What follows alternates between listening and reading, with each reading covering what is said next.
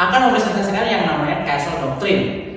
Saya Immanuel Johan Christian, NIM 131230021, berperan sebagai ketua kelompok.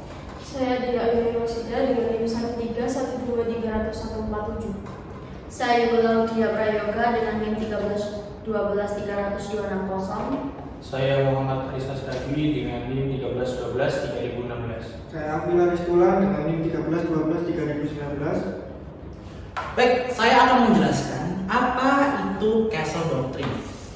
Castle Doctrine adalah prinsip hukum yang berasal dari pemikiran bahwa rumah seseorang adalah tempat paling sakral dan harus dilindungi secara hukum. Asal-usulnya berasal dari pepatah Inggris kuno, "A man's home is his castle," yang berarti bahwa rumah seorang adalah benteng pribadinya, tempat ia memiliki kekuasaan penuh untuk mempertahankan diri dalam hukum. Castle Doctrine memberi hak kepada seseorang untuk menggunakan kekuatan, bahkan kekuatan mematikan, terhadap penyusup yang masuk tanpa izin ke rumahnya. Prinsip utama dari doktrin ini adalah bahwa penghuni rumah tidak memiliki kewajiban untuk mundur atau melarikan diri saat menghadapi ancaman di dalam rumahnya sendiri. Ini membedakan dengan Castle Doctrine dari prinsip hukum lainnya seperti duty to retreat, yang mewajibkan seseorang untuk menghindari konfrontasi jika memungkinkan. Castle Doctrine menekankan perlindungan mutlak atas kehidupan dan properti seseorang di area privat dan menjadi dasar hukum penting di berbagai negara bagian di Amerika Serikat. Namun, penting untuk dicatat bahwa hak ini tetap memiliki batas. Penghuni rumah hanya boleh menggunakan kekuatan secara proporsional terhadap ancaman yang ada dan tidak boleh digunakan sebagai dalih untuk melakukan kekerasan yang tidak perlu. Poin kedua, yakni mekanisme hukum Castle Doctrine di Amerika Serikat.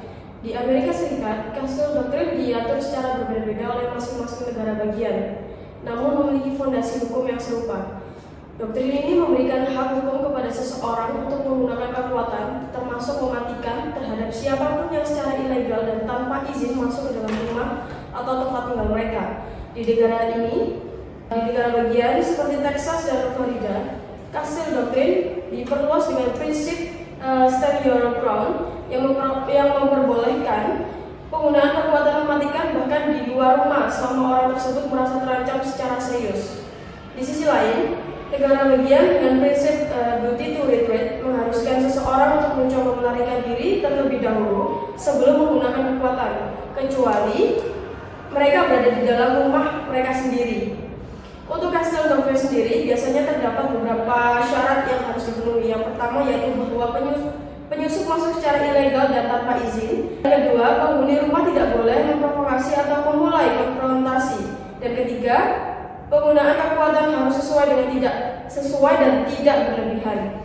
Dalam banyak kasus, Castle Doctrine menciptakan asumsi hukum bahwa penyusup memiliki niat jahat, sehingga beban pembuktian terhadap penghuni rumah menjadi lebih ringan. Namun, tetap ada kontrol hukum dan investigasi dan memastikan bahwa penggunaan kekuatan tersebut memang benar sebagai bentuk perlindungan diri, bukan pembunuhan yang disengaja. Poin yang ketiga, perbandingan dengan hukum Indonesia pasal 49 KUHP.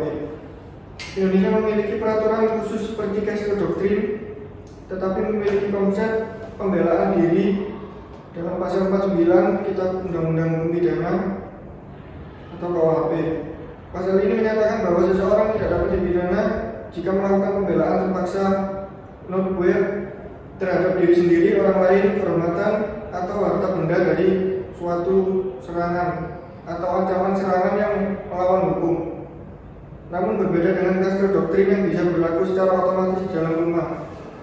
Hukum Indonesia mengharuskan adanya ancaman yang nyata, langsung dan membahayakan, serta tindakan pembelaan tersebut harus dilakukan secara proporsional dan terukur. Dalam praktiknya, seseorang yang melukai bahkan membunuh pencuri di rumahnya tetap bisa diproses hukum jika tidak bisa dibuktikan bahwa tindakannya merupakan pembelaan darurat dan bukan balas dendam atau tindakan yang berlebihan. Perbandingan antara keduanya menunjukkan perbedaan signifikan. Di Amerika, Castle Doctrine merupakan penghuni rumah untuk bertindak cepat tanpa risiko besar dari proses hukum. Cara keduanya menunjukkan signifikan. Di Amerika, Castle Doctrine memungkinkan penghuni rumah untuk bertindak cepat tanpa risiko besar dari proses hukum.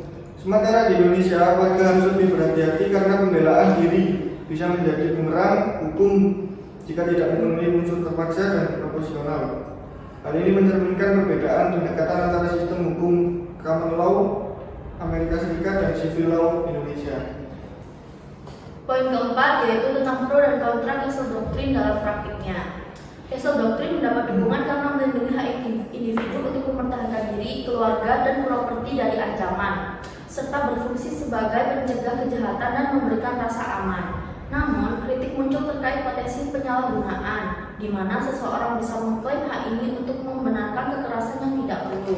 Di Amerika Serikat, undang-undang ini juga sering dikaitkan dengan isu rasisme, seperti dalam kasus George Zimmerman yang membunuh Trayvon Martin. Selain itu, Castle Doctrine dapat mendorong kekerasan berlebihan dan mengurangi peran kepolisian dalam menyelesaikan konflik. Untuk poin kelima, potensi dan tantangan penerapan Castle Doctrine di Indonesia. Pertanyaan besar dalam diskusi ini adalah apakah Castle Doctrine bisa atau seharusnya diterapkan di Indonesia?